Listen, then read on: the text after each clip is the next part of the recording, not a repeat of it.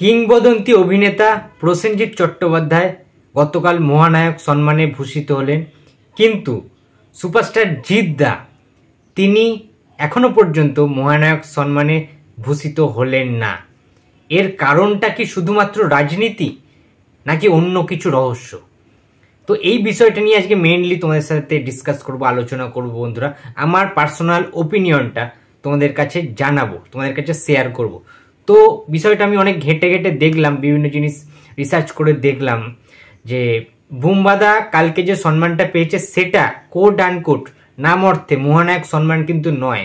ফার্স্টেই বলে রাখি, আমি যে ভিডিওটা বানিয়েছিলাম কালকে অতটা খেয়াল না করে, অতটা জিনিস না দেখে, কালকে প্রসেনজিৎ চট্টোপাধ্যায়কে যে সম্মানটা দেওয়া হয়েছিল, হ্যাঁ কালকে অবশ্যই মহানায়ক উত্তম কুমারের স্মৃতিচারণে যে মহানায়ক সম্মানের পুরস্কারগুলো বিতরণ করা হয় বা যে সম্মানটা প্রদান করা হয় সরকারের তরফ থেকে, সেটা অবশ্যই একটা কৃতিত্বের, সেই সম্মানটা অবশ্যই কৃতিত্বের। বাট আমাদের জেনে রাখতে হবে কালকে যে সম্মানটা প্রসেনজিৎ চট্টোপাধ্যায়কে দেওয়া হয়েছে সেটা কিন্তু 40 বছর ধরে বাংলা ফিল্ম ইন্ডাস্ট্রিতে প্রসেনজিৎ চট্টোপাধ্যায় যে ছাপটা রেখেছেন, যে কৃতিত্বটা অর্জন করেছেন, যে নিজের কাঁধে 40টা বছর ধরে এগিয়ে নিয়ে গেছেন এবং ইন্ডাস্ট্রির প্রতি তার ভালোবাসা, তার একাগ্রতা এবং বিশ্বের দরবারে বাংলা ছবিকে যেভাবে তিনি পৌঁছে দিয়েছেন, আজকে সারা বিশ্ব টলিউডকে চেনে, শুধুমাত্র সেটা প্রসেনজিৎ চট্টোপাধ্যায়ের জন্য। One and only Prosenjit Chattopadhyay. Yes, তার পরবর্তীতে অনেক হিরো অনেক কিছু করেছে, হয়তো আরও করবে, সেটা আলাদা জিনিস। বাট সেই প্রথম থেকে শেষ অবধি এখনো পর্যন্ত কন্টিনিউ করে যাচ্ছেন প্রসেনজিৎ চট্টোপাধ্যায়। 1968 সাল থেকে 2024 আজকে এখনো রানিং, তিনি কন্টিনিউ লিড ক্যারেক্টারে অভিনয় করেন এবং শুধুমাত্র অভিনয় নয়, বাংলা চলচ্চিত্রের ইতিহাসে অভিনয়, চলচ্চিত্র, টেলি এবং সামাজিক কাজ প্রত্যেকটা জায়গায়, বাংলার প্রত্যেকটা সংস্কৃতিতে প্রসেনজিৎ চট্টোপাধ্যায়ের যে অবদান, সেই অবদান কখনো পূরণ করার নয়, অনস্বীকার্য। সেটা দেশ বিদেশে সমস্ত জায়গায় প্রসেনজিৎকে নিয়ে লেখালেখি হয়, সমস্ত জায়গা থেকে তিনি অ্যাওয়ার্ড পেয়েছেন এবং এটা 40 বছরের বাংলা সিনেমা ইন্ডাস্ট্রির কৃতিত্বের জন্যই কিন্তু এই অ্যাওয়ার্ডটা বেসিক্যালি বুম্বাদাকে দেওয়া হয়েছে। এটা ক্লিয়ার করে দিলাম তোমাদেরকে।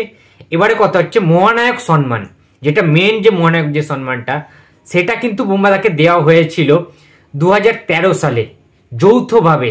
তাপস পাল, তখন তাপস পাল বেঁচে ছিলেন, ইয়েস, তখন কিন্তু 2013 সালে প্রসেনজিৎ চট্টোপাধ্যায়কে এবং তাপস পালকে যৌথভাবে মহানায়ক সম্মানে ভূষিত করা হয়েছিল। সেটাও মমতা ব্যানার্জি, মুখ্যমন্ত্রী মমতা ব্যানার্জি কিন্তু সেটা দিয়েছিলেন।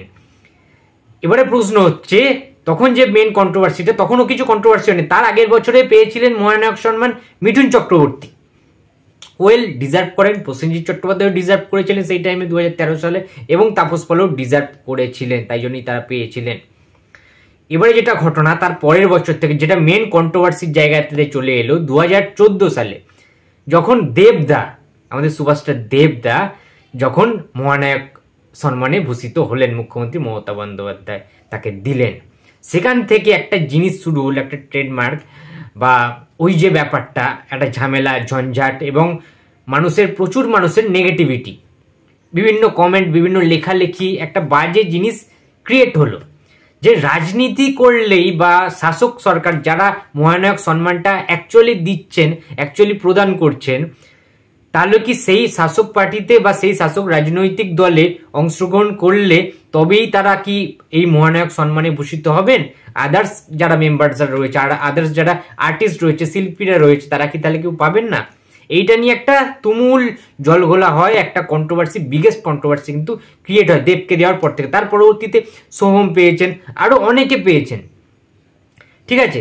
বাট আজকে 2024 এসে দাঁড়িয়ে যখন গতকাল এই জিনিসগুলো দেওয়া হয়, তখন আরও একবার মনে করিয়ে দিল যে জিদ্দা 2002 সাল থেকে আজও পর্যন্ত, এখনো পর্যন্ত জিদ্দা কিন্তু কমার্শিয়াল সিনেমা করে যাচ্ছেন এবং তিনি তার মতো করে তিনি চেষ্টা চালিয়ে যাচ্ছেন, সিনেমা উপহার দিচ্ছেন। এবার প্রশ্ন হচ্ছে, তাহলে জিদ্দাকে কেন মহানায়ক সম্মানে ভূষিত করা হচ্ছে না? এর কারণটা কি? জিদ্দা কি রাজনৈতিক দলে নেই বলে? জিদ্দা কোনো পার্টি পলিটিক্সের সাথে যুক্ত নেই বলে? নাকি অন্য কোনো রহস্য, যে জিদ্দা বাঙালি নন, অবাঙালি একজন শিল্পী, অবাঙালি একজন আর্টিস্ট? এইটা নিয়ে একটা প্রশ্নবোধক চিহ্ন থাকতেই পারে যে অ্যাকচুয়ালি ক্যাটাগরিটা কি।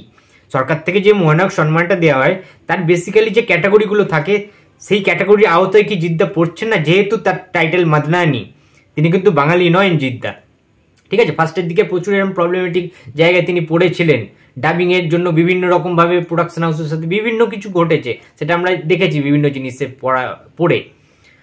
তো সেই ক্ষেত্রে দাঁড়িয়ে জিদ্দা কি অবাঙালি বলে সেই কারণে চান্স পাচ্ছে না, নাকি জিদ্দার প্রিভিয়াস অনেক ইন্টারভিউতে আমি দেখেছি যে জিদ্দার বাংলা সিনেমার প্রতি বা বাংলা কালচার, বাংলা সংস্কৃতি, এই সমস্ত বাংলা সিনেমা জিদ্দা দেখেনি না। ইন্টারভিউ তো ওপেনলি জিদ্দা কিন্তু এটা জানিয়েছেন। জিদ্দার ইন্সপিরেশন বা জিদ্দার আইডল, জিদ্দা যাদেরকে অ্যাডমায়ার করেন, তাদের মধ্যে জিদ্দা নিজের মুখে বলেছেন যে বাংলা থেকে কোনো আর্টিস্ট তার পছন্দ না, বা সে ওই রকমভাবে তার ইন্সপিরেশন বলে কেউ কিছু নেই, কোনো অনুপ্রেরণা নেই, বাংলা থেকে কোনো নাম নেই, উত্তম কুমার, আমাদের সৌমিত্র চট্টোপাধ্যায়, কেউ না, নাথিং। জিদ্দা বলেছেন তার ইন্সপিরেশন অমিতাভ বচ্চন এবং খান যারা রয়েছে, king Khan, Shahrukh Khan, Salman Khan etcetera, and Akshay Kumar also.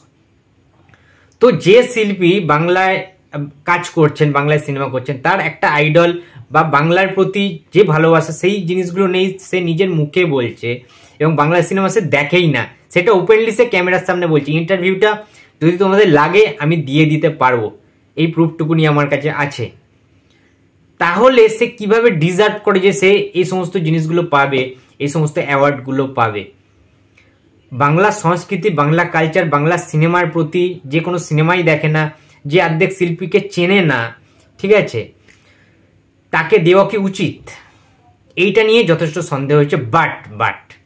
But তার সত্ত্বেও জিদ্দা তো 2002 সাল থেকে একের পর এক হিট ছবি উপহার দিয়েছে, এটাও তো মানতে হবে। সাথী, সঙ্গী, প্রেমী, শুভদৃষ্টি, ঠিক আছে, অনেক ছবি, ঠিক আছে, আওয়াড়া থেকে শুরু করে 2012 সালে আওয়াড়াও হিট দিয়েছিল, সাথী কি লেভেলের হিট দিয়েছিল আমরা সবাই জানি, ঠিক আছে। একের পর এক তার পরবর্তীতে ভালো ভালো ছবি, সাথিয়ারা থেকে শুরু করে বস 2, ফাইটার, ওয়ান্টেড, ঠিক আছে, অনেক সিনেমা, ঠিক আছে, দিওয়ানা, ঠিক আছে। জিদ্দার প্রচুর এরকম সিনেমা রয়েছে। বাট যেটা প্রশ্নবোধক চিহ্ন যেটার জায়গায়, যে সোহম কিভাবে মহানায়ক সম্মান পায়, কিংবা জিদ্দার আগে, মানে জিদ্দা তো এখনো পায়নি, আমি ছেড়ে দিলাম, দেবদা কি করে 2014 সালে দাঁড়িয়ে মহানায়ক সম্মান পায়, এটা একটা প্রশ্নবোধক চিহ্ন থাকতে পারে, যে আরেকটু পরে দিলেও হতো, আরো কিছু সিনেমা দেওয়ার পর। মহানায়ক সম্মানটা কি অতীব ঠুনকো একটা জিনিস, সাদামাটা একটা ব্যাপার? মহানায়ক সম্মানটার কি ভ্যালুটা একেবারেই নষ্ট হয়ে গিয়েছে? এটা ফার্স্টে আমাদের বুঝতে হবে। সম্মানটার অ্যাকচুয়ালি ভ্যালুটা কি, গুরুত্বটা কি রয়েছে মহানায়ক সম্মানের, আদৌ কি গুরুত্ব রয়েছে? আমরা যদি লিস্ট দেখি মহানায়ক সম্মান যাদের যাদের দেওয়া হয়ে গেছে অলরেডি, সেই লিস্টে কিন্তু আমরা এমন কিছু নাম দেখতে পাবো, প্রচুর বড় লিস্ট, সেখানে এমন কিছু নাম দেখতে পাবো যেই নামগুলো শুনলে বা পড়লে আমাদের মাথা নিচু হয়ে যাবে, মাথা হেড হয়ে যাবে, কারণ তারা অ্যাকচুয়ালি যোগ্যই নয়, তাদেরকে দেওয়া হয়েছে এত বছর ধরে। তো দেখো, রচনা ব্যানার্জিকে গতকাল দেওয়া হয়েছে, আমি এতে যে অখুশি সেটা কিন্তু না। রচনা ব্যানার্জির অবদান বাংলা ইন্ডাস্ট্রিতে প্রচুর রয়েছে, প্রচুর সুপারহিট সিনেমা দিয়ে গেছেন বহু বছর ধরে। হ্যাঁ, মাঝখানে তিনি সিনেমা করে ছেড়ে দিয়েছেন, দিদি নাম্বার 1 করছেন, পার্টিতে ঢুকেছেন, সেটা সম্পূর্ণ আলাদা বিষয়। পার্টিতে ঢোকার পরে কি তিনি পেলেন, এটা তার কারণ, সেটা আলাদা বিষয়, সেটা হয়েছে কি হয়নি সেটা আমি জানি। বাট বুমবাদা তো পার্টিতে ঢোকেনি বা পার্টি পলিটিক্স করে না। তার সত্ত্বেও বিভিন্ন সোশ্যাল মিডিয়া অ্যালিগেশন দিয়েছে যে নাকি সরকার, শাসক দলের সরকারের নাকি একটু হলেও কাছাকাছি থাকেন বুমবাদা, বা একটু ওই যে ওয়েলিং ব্যাপারটা, ওটা নাকি বুমবাদা করেন। তো এটা প্রচণ্ড হাস্যকর একটা বিষয়। দেখো, বুমবাদা কোনো পার্টি পলিটিক্স করেন না। হ্যাঁ, জিদ্দাও যেমন করেন না, বুমবাদাও কিন্তু করেন না, ঠিক আছে, এটা কিন্তু মাথায় রাখতে হবে। তো এই জিনিসগুলো, এই অ্যালিগেশনগুলো প্লিজ কেউ ছড়িও না, ঠিক আছে। এখানে বুমবাদার কোনো রকম হাত নেই। কেউ যদি সম্মান দেন কাউকে, সেই সম্মানটা গ্রহণ করতে যান বুমবাদা, ঠিক আছে। তো এর সাথে কোনো পার্টি পলিটিক্সের কোনো ব্যাপার নেই। তাহলে যদি পার্টি পলিটিক্সের ব্যাপারই থাকতো, তাহলে প্রসেনজিৎ চট্টোপাধ্যায় এতদিনে ঝান্ডা হাতে শাসক দল কিংবা সেন্ট্রাল গভর্নমেন্ট, যে কোনো দল, ঠিক আছে, পশ্চিমবঙ্গ সরকার কিংবা দিল্লি সরকার, যে কোনো সরকারের কিন্তু ঝান্ডা ধরে তিনি পার্টি করতেই পারতেন, জিততেই পারতেন। বাট তিনি সেটা করেননি। হ্যাঁ, জিদ্দাও সেটা করেননি, ঠিক আছে। তাই জন্য প্লিজ এই জিনিসটা, এই অ্যাওয়ার্ড শো বা যে কোনো সম্মানের ক্ষেত্রে প্রসেনজিৎ চট্টোপাধ্যায় এবং জিতকে প্লিজ কেউ টানবেন না, কেউ জড়াবেন না, এটা আমার হাম্বেল রিকোয়েস্ট রইল। ঠিক আছে। হ্যাঁ, এবারে কথা হচ্ছে যে নচিকেতাকে দেওয়া হয়েছে মহানায়ক সম্মান, মেন কালকে যে সম্মানটা দেওয়া হয়েছে মহানায়ক নামের যে সম্মানটা, সেটা কিন্তু নচিকেতাকে দেওয়া হয়েছে। অবশ্যই তিনি কিংবদন্তি একজন শিল্পী এবং জীবনমুখী গান তিনি গান, এবং রুক্মিণী মৈত্রকে দেওয়া হয়েছে, আম্বারিশ ভট্টাচার্যকে দেওয়া হয়েছে, সুভাষিস মুখার্জিকে দেওয়া হয়েছে। ওয়েল, ঠিক আছে, রুক্মিণীকে এখনই অ্যাওয়ার্ডটা না দিলেও চলতো, মহানায়িকা মানে মহানায়ক যে সম্মানের যে অ্যাওয়ার্ডটা, অনেক টাইম ছিল, তার অনেক কিছু করা বাকি রয়েছে। মানে যদি কেউ কাজের দক্ষতা না দেখিয়ে বা তার সেই সাময়িক কাজটুকুনি, সেই অভিনয় দক্ষতাটুকুনি, তার অ্যাক্টিং স্কিল পুরোপুরিভাবে মানুষের সামনে প্রেজেন্ট করার আগেই 2-3টে বা হাতে গোনা কিছু সিনেমা করার সাথে সাথেই যদি তাকে মহানায়ক সম্মানের মতো একটা এইরকম প্রেস্টিজিয়াস সম্মান দেওয়া হয়, তাহলে কি তার পরবর্তীকালে ভালো কাজ করার সেই খিদেটা থাকবে না ইচ্ছাটা থাকবে? আমার মনে হয় খিদে বা ইচ্ছা কোনোটাই থাকবে না, কারণ সেই তাগিদটাই তো আর হবে না।